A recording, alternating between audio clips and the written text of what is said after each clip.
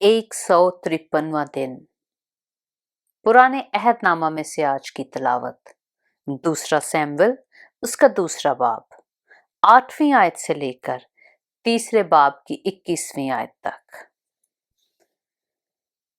लेकिन नीर के बेटे अबनीर ने, जो साउल के लश्कर का सरदार था, साउल के बेटे इशबूसत को लेकर उसे महानीम में पहुंचाया और उसे जलाद और आशरियों और यज़राइल और इफ्राइम और बन्यामीन और तमाम इस्राएल का बादशाह बनाया।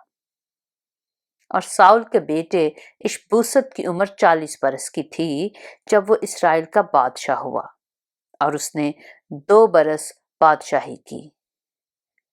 लेकिन यहूदा के घराने ने दाऊद की पैरवी की और दाऊद हब्रून में बनी यहूदा पर 7 बरस 6 महीने तक हुक्मरान रहा।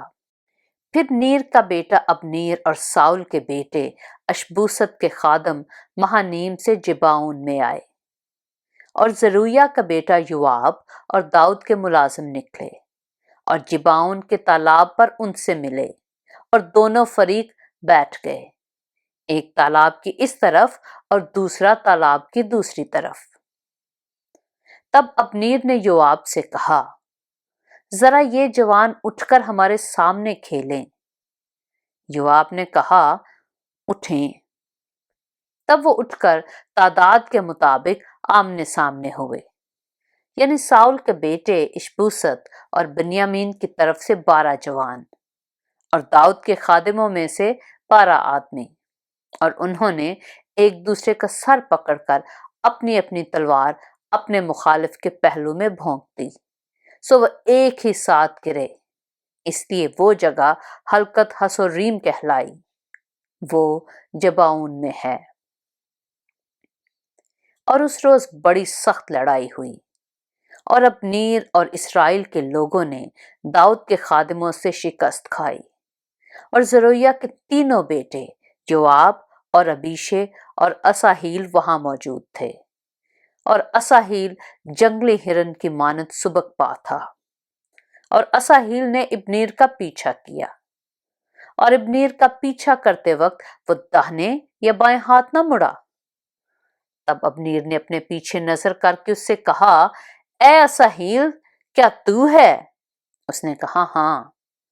अबनीर ने उससे कहा, अपनी दाहिनी या बाएं सिमत को मुड़ जा और जवानों में से किसी को पकड़कर उसके हथियार लूट ले। पर असाहील उसका पीछा करने से बाज ना आया। अबनीर ने असाहील से फिर कहा, मेरा पीछा करने से बाज रह, मैं कैसे तुझे जमीन पर मार कर डाल दूं, क्योंकि फिर मैं तेरे भाई योआब को क्या मुंह दिखाऊंगा। इस पर भी उसने मुड़ने से इनकार किया। तब अबनीर ने अपने भाले के पिछले सिरे से उसके पेट पर ऐसा मारा कि वो पार हो गया, सो वो वहां गिरा और उसी जगह मर गया। और ऐसा हुआ कि जितने उस जगह आए जहां असाहील गिरकर मरा था, वो वहीं खड़े रह गए। लेकिन योआब और अबीशे अबनीर का पीछा करते रहे, और जब वो कोहे उम्मा तक, जो दश्ते जबाउन के रास्ते में जियाह के मुकाबिल है, पहुंचे तो सूरज डूब गया। और बनी बन्यामीन अबनीर के पीछे इकट्ठे हुए और एक दस्ता बन गए और एक पहाड़ की चोटी पर खड़े हुए। तब अबनीर ने योआब को पुकार कर कहा, क्या तलवार अब तक हलाक करती रहे? क्या तू नहीं जानता कि इसका अंजाम कड़वाहट होगा? तू कब लोगों को हुक्म देगा कि अपने भाइयों का पीछा छोड़कर लौट जाएं? योआब ने कहा, जिंदा खुदा की कसम, अगर तू ना बोला होता तो लोग सुबह ही को जरूर चले जाते और अपने भाइयों का पीछा ना करते। फिर योआब ने नरसिंगा फूंका और सब लोग ठहर गए और इस्राएल का पीछा फिर ना किया और ना फिर लड़े।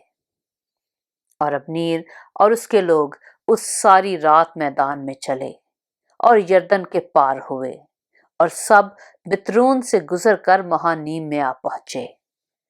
और योआब अबनीर का पीछा छोड़कर लौटा اور اس نے جو سب آدمیوں کو جمع کیا تو داؤد کے ملازموں میں سے 19 آدمی اور اساہیل کم نکلے۔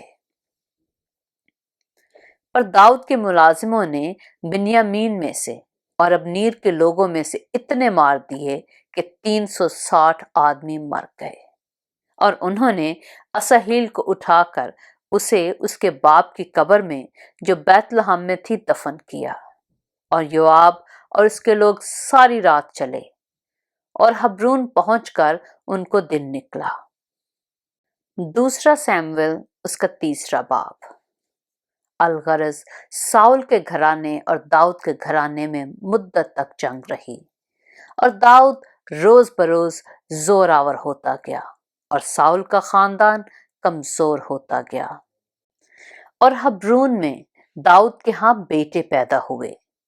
امنون اس کا پہلوٹا تھا جو یزرائیلی اخینوام کے بطن سے تھا، اور دوسرا کلیاب تھا جو کرملی نابال کی بیوی ابیجیل سے ہوا۔ تیسرا ابی سلوم تھا جو جسور کے بادشاہ تلمی کی بیٹی ماکا سے ہوا۔